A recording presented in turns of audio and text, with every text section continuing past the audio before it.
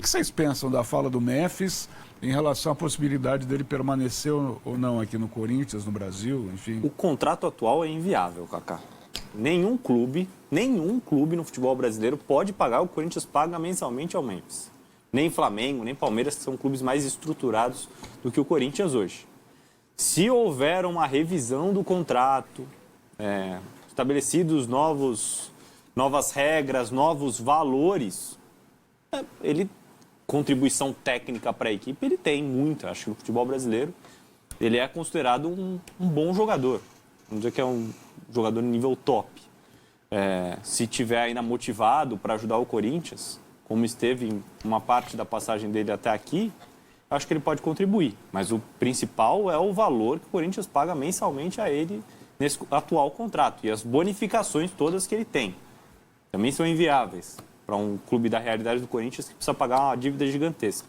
Para mim, a questão é puramente financeira. Então, mas quando ele foi contratado, a ideia não teria um patrocinador que cobrisse os gastos? Tem um pedaço. Tem um patrocinador que paga um pedaço, uma parte. Que pedaço? Mais 50%? Não. Não, o contrato, o Léo tem toda a razão, não tem, esse contrato não existe, porque não é o contrato o problema. O problema é que o Corinthians ganhou 3 títulos no ano passado, só aí são 15 milhões de reais. Você bota aí em salário, já é mais de 1 milhão por mês, mais uma vez. Além dos milhões e milhões que ele ganha. Bonificações, o cozinheiro, a história do segurança, do hotel, aí dizem que é mentira e tal.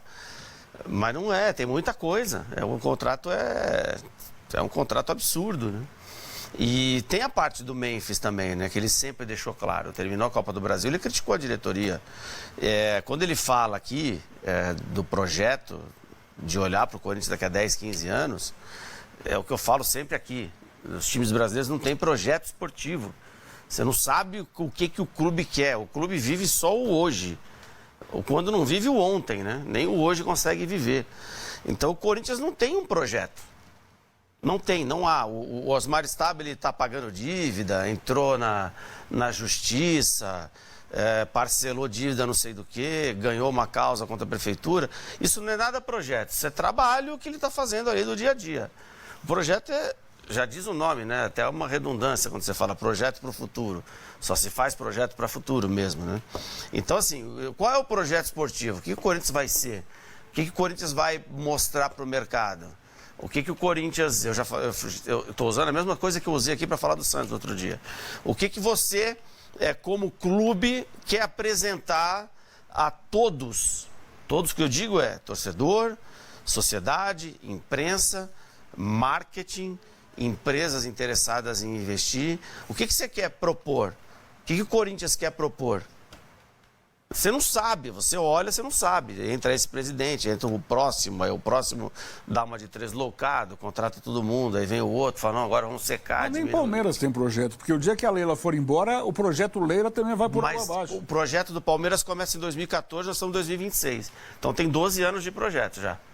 Então tem um projeto. Então, mas aí você muda o presidente com uma outra filosofia, acabou, que nem a política. Depende, se o outro presidente entrar e fizer o projeto dele, baseado, calcado numa alguma coisa coerente, a própria Leila mudou o projeto dela.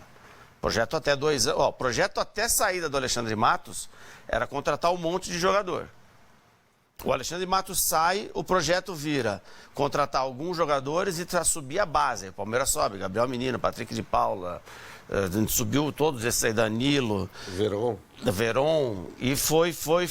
Aí o projeto virou olhar a base, colocar esses caras no time principal com jogadores experientes, vendê-los, manter os experientes e ir fazendo um rodízio. Aí o Palmeiras começou a perder para o Flamengo porque o Flamengo tinha poder de decisão, que você só consegue comprando jogadores caros.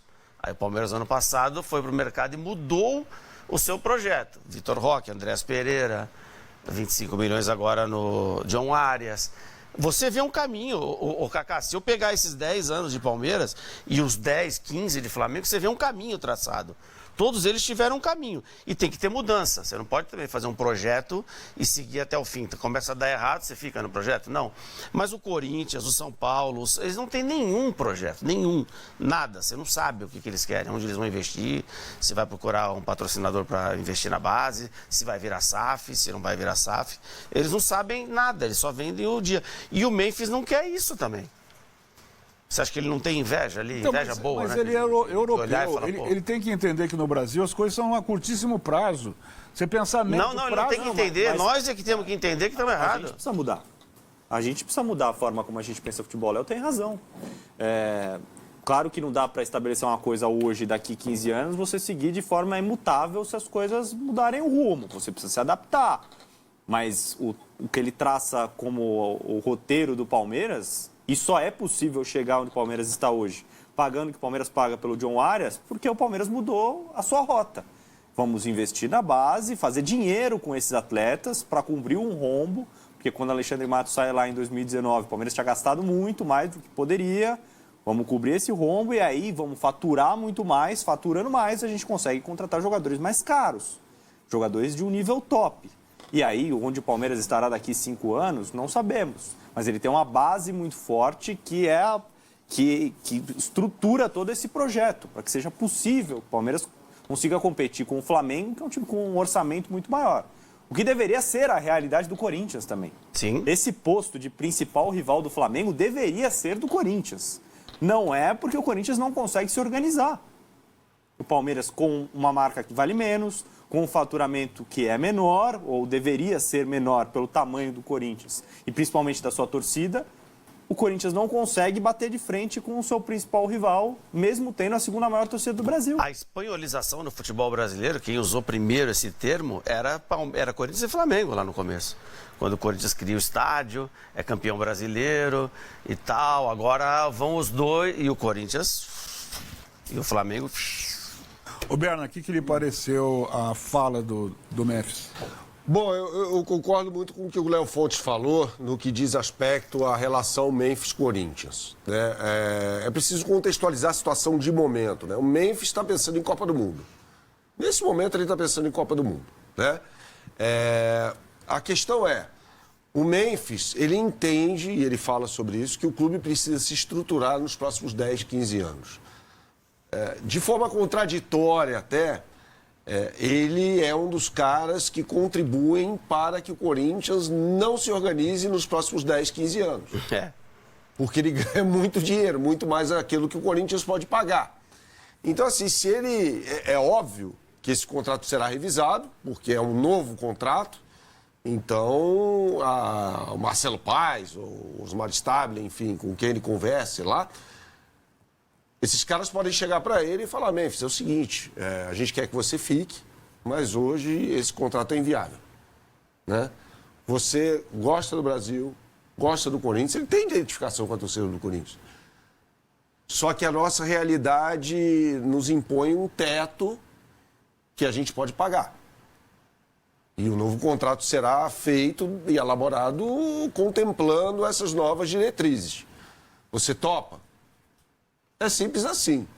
Do jeito que está, o Memphis, que quer o bem do Corinthians, pelo que ele falou aí, claro, e tal, ele está sendo contraditório. Que ele vai exigir algo que não bate com aquilo que o Corinthians tem como pagar. É que aí tem uma outra questão também, né? Ok, ele ganha muito e ele está no direito dele de fazer as exigências que ele gostaria lá atrás, até porque ele estava vindo para o Brasil, não sabia como as coisas funcionavam aqui. Ele adota hoje esse discurso de que o clube precisa se organizar nos próximos 10, 15 anos.